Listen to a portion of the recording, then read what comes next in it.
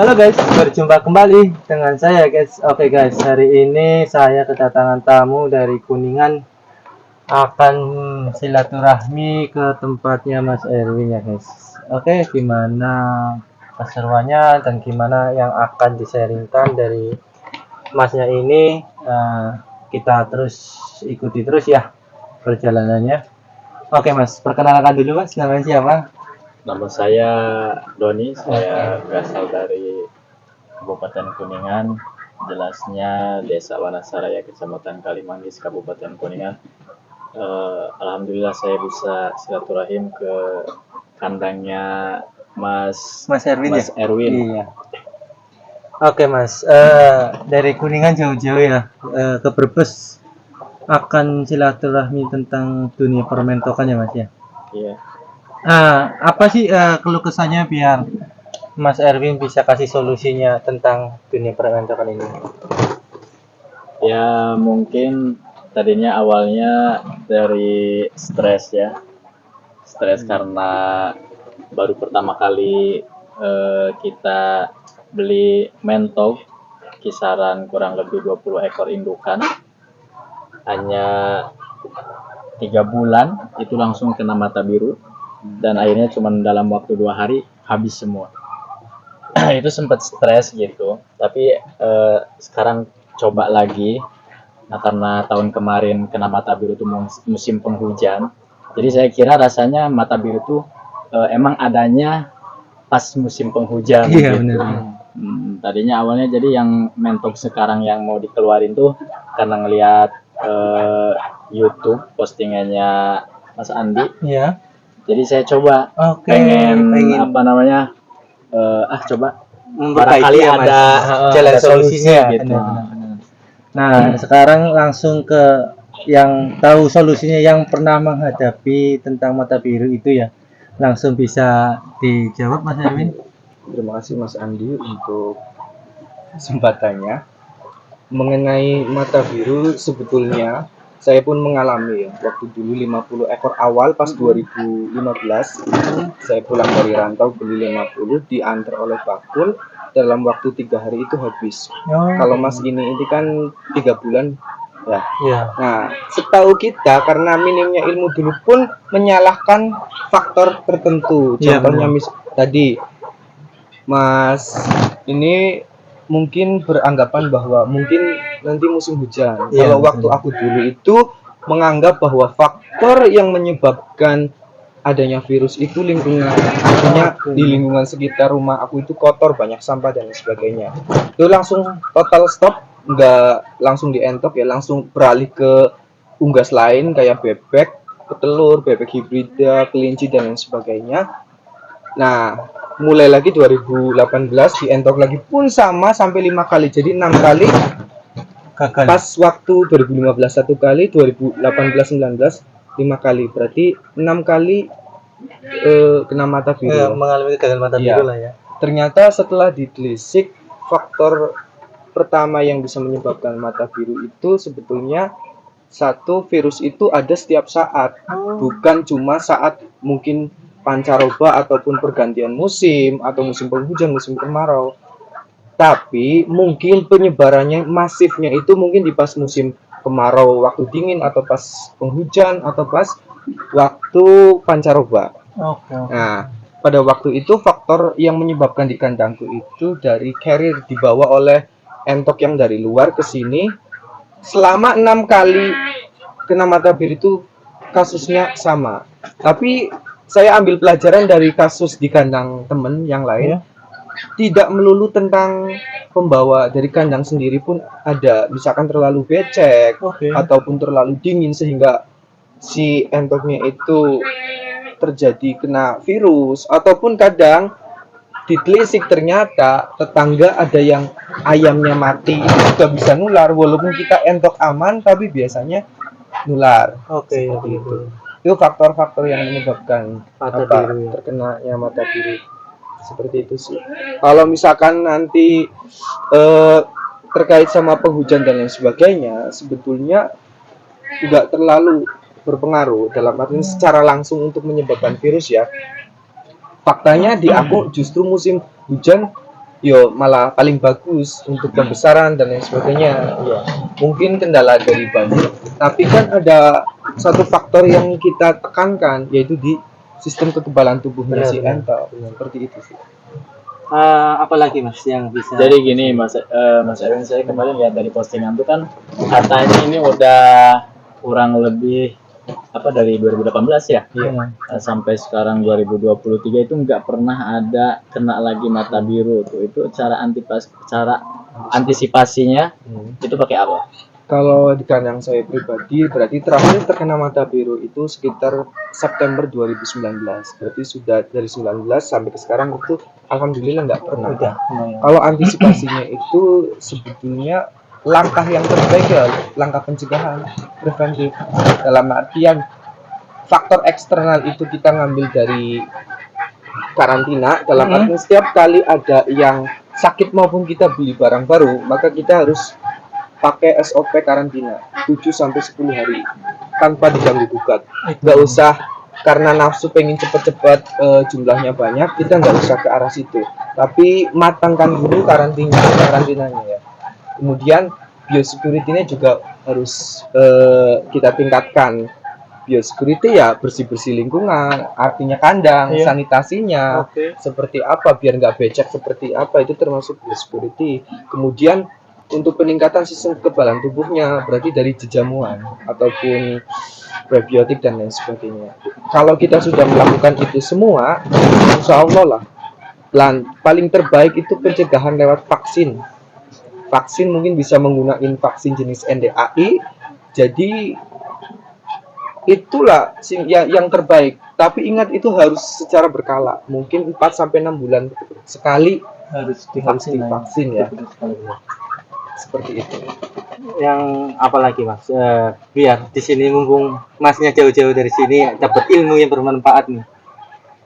Ya mungkin ini melihat populasi mentor yang banyak ini tuh berarti dari awal emang langsung segini apa sedikit dulu?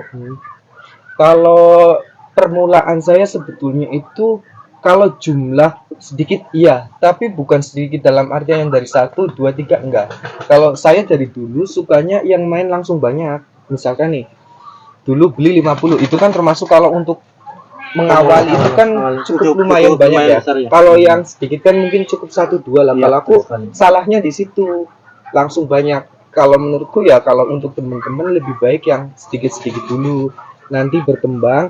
Tapi kalau dari saya itu dulu dari sebenarnya 2022 ke bawah itu total kita perlahan, jadi mulai dari pembelian 30 ekor nanti kan dapat hasil nih dapat hasil itu saya putar lagi untuk membeli indukan, jadi bulan depannya lagi itu sudah nambah walaupun cuma 5 ekor atau 10 ekor terus diolah sampai ratusan ekor seperti itu. Jadi kita misalkan hasil dari entok kita belum bisa makan, dalam artian hasil dari entok hanya untuk beli pakan, pekatu dan lain sebagainya, tapi ada sisaan itu biasanya dulu aku nggak makan.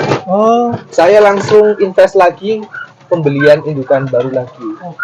Kenapa ditanya nggak membesarkan sendiri? Karena menurutku pada waktu itu terlalu lama. Jadi butuh 6 bulan, 7 bulan baru produksi, itu terlalu lama. Jadi lebih baik aku beli di temen, tapi ya itu tadi harus pakai sistem karantina. Nggak boleh kita beli 20-30 biar cepet-cepet bertelur, dimasukin berakibat fatal. Masih mending 10 hari karantina, ya real sehat masuk kandang seperti itu. Dan tips saya buat teman-teman pun seperti itu. Kalau misalkan kita dalam 1 bulan hasil dari entok sekitar 1 juta, pakan 700, seenggaknya yang 100 itu buat penambahan materi. Jangan semua dimakan, ada yang diinvestasikan, yang dimakan dan dibuat Betul sekali. makan. Biar terus berkembang ya Mas. Mas, pertanyaan apa lagi nih yang bisa untuk di-sharingkan ke Mas Erwin? Karena mungkin saya datang ke sini itu niatnya buat cari ilmu buat Iya, usaha. betul sekali.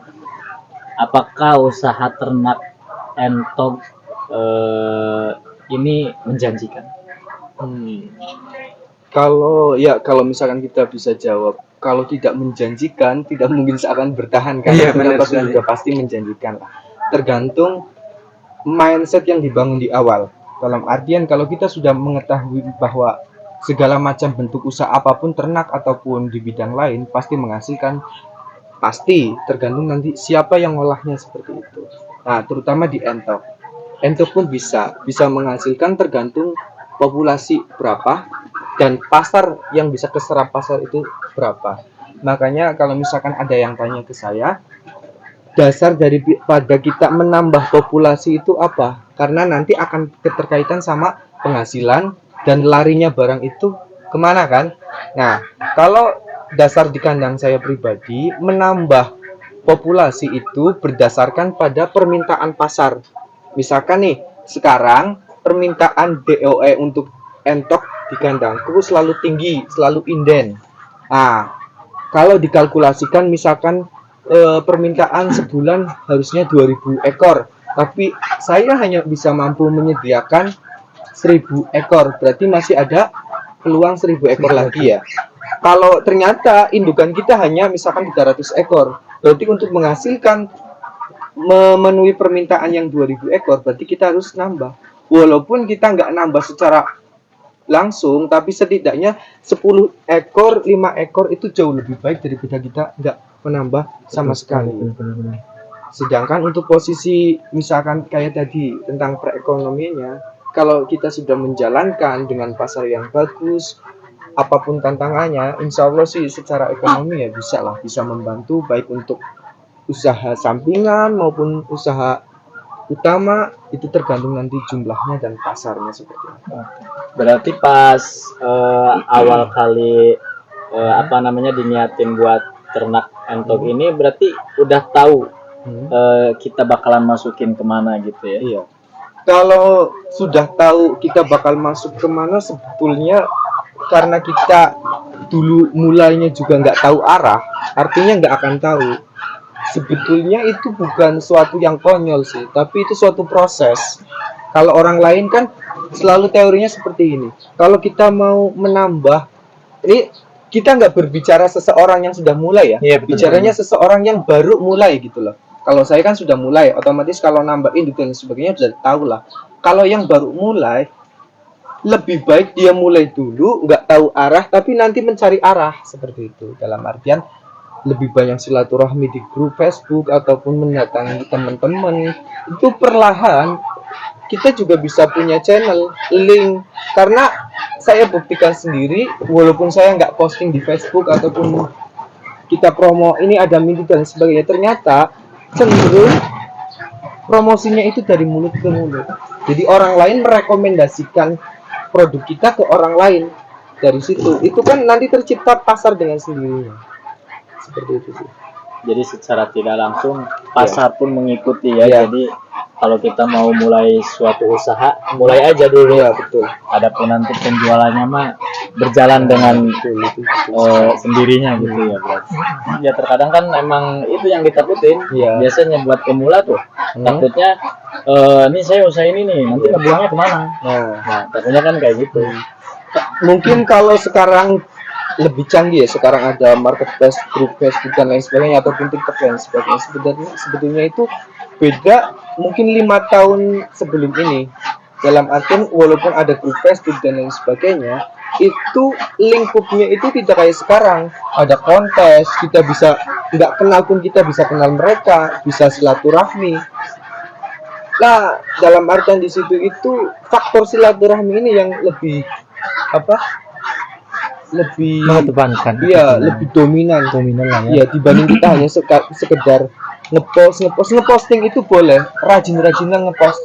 Ya, dulu juga saya mencari pasarnya seperti itu mas, dari Facebooknya Garina itu, walaupun itu bukan Facebook pribadi ya, dalam artian Facebook untuk bisnis, tapi pertemanannya itu 5.000, bahkan yang belum di ACC itu sampai 600 orang lebih. Nah, di situ dulu saya main, saya mentargetkan setiap hari saya harus nge-add orang, saya harus nulis status di wall saya maupun di grup Facebook tentang ternak. Tapi walaupun kita tujuannya bukan menjual, tapi setidaknya kita harus dikenal terlebih dahulu. Kalau misalkan kita pertemanan Facebook sudah 5.000, berarti di situ ada pasar pasti tercipta.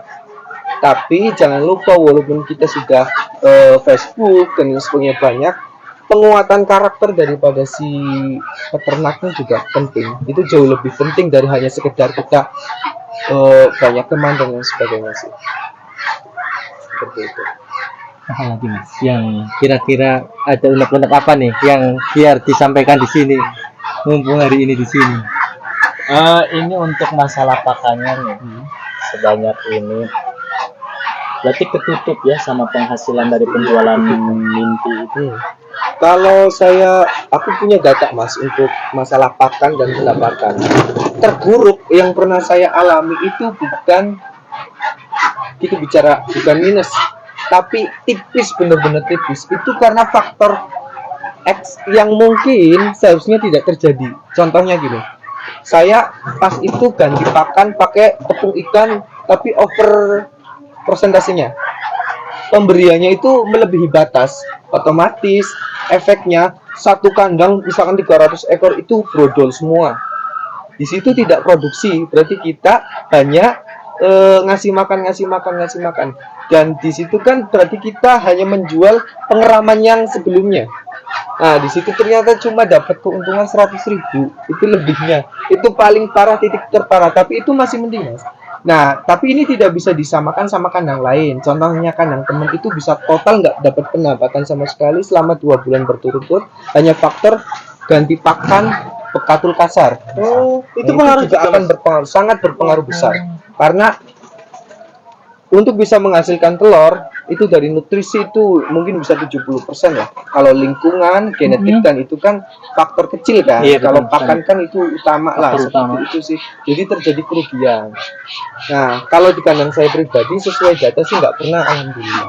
Kalau misalkan pas tinggi-tingginya ya bagus, dalam artian mungkin bisa 100-200% margin untung bersihnya itu bisa dapat. Yang penting mas satu tadi pasarnya kita stabilkan dulu, kita memainkan pasar dalam artian kalau lagi ngedrop ya kita jangan berdiam diri, kita cari lubang lain lagi kan, seperti itu sih. Apa lagi mas kira-kira nih? Berarti dari segi pakan juga itu harus sama dari awal sampai seterusnya itu harus sama seperti itu. Ya sebetulnya sih harus konsisten ya, dalam artian kita memberikan nutrisi pakan dengan bahan jenisnya seperti apa, kandungan nutrisinya seperti itu apa, itu lebih baik konsisten mas. Jadi misalkan terbiasa pakai pakan ini ya silakan. Nah kalau pengen menaikkan nutrisi pakan, berarti kan mungkin dia akan merubah jenis pakannya kan, mungkin dari bekatul ke polar dan lain sebagainya. Maka saran saya itu harus diuji coba mungkin 1 skat. Kalau kita misalkan dalam jumlah banyak itu diuji secara keseluruhan, kemudian ada dampak negatifnya, pasti ada efek adaptasi kan, biasanya nggak bertelur, stres dan sebagainya kan. Nah kalau 1 skat itu kan minimal meminimalisir kerugian. Nah kalau misalkan ternyata diuji coba di eksperimen 1 skat itu hasilnya sudah positif, kita sudah ngambil ilmu di situ, kita bisa terapkan secara general di yang populasi lebih banyak lagi, seperti itu sih. Oke mas, nantikan tentang nutrisi pakan lah ya. Ini biar bisa ditanyakan lebih dalamnya tentang perbandingan pakannya yang bagus itu seperti apa ke Mas Erwin.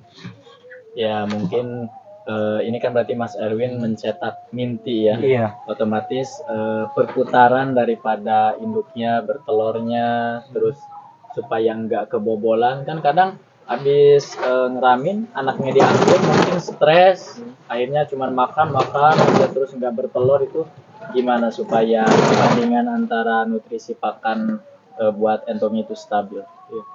Untuk tentang nutrisi pakan indukan ya, dalam artian biar kita stabil dan lain sebagainya itu kita tentukan dulu, misalkan kita mau ngasih makan ke entok, pakannya itu jenisnya apa dulu.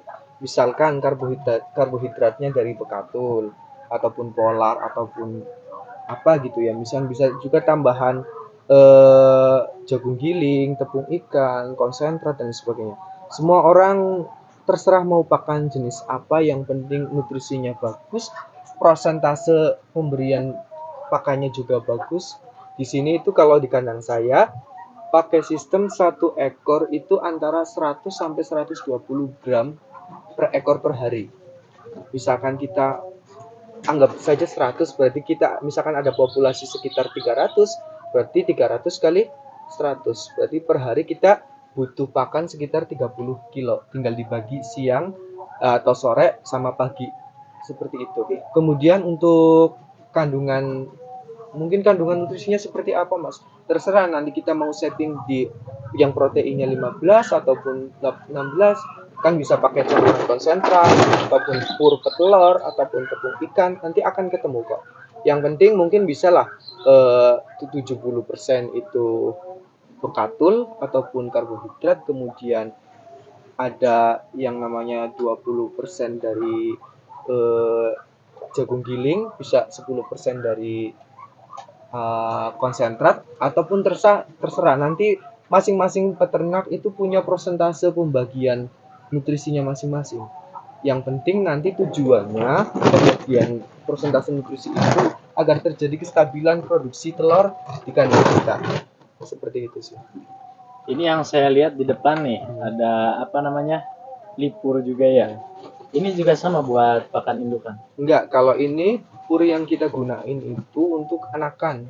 Tapi ini Khusus termasuk berarti. pur yang lebih murah sih ya. Artinya di sini itu di toko 8.500. Kalau yang lebih mahal kan ada. Tapi udah saya uji coba, hasilnya nggak terlalu, perbedaannya nggak terlalu signifikan. Semoga semuanya bisa dicerna untuk kita semua, dan apa yang itu ilmu dari Mas Erwin juga bermanfaat ya untuk kita semua, karena pengalaman adalah guru yang terbaik untuk kita semua ya guys. Oke guys, itu saja dari saya. Sekian dan terima kasih.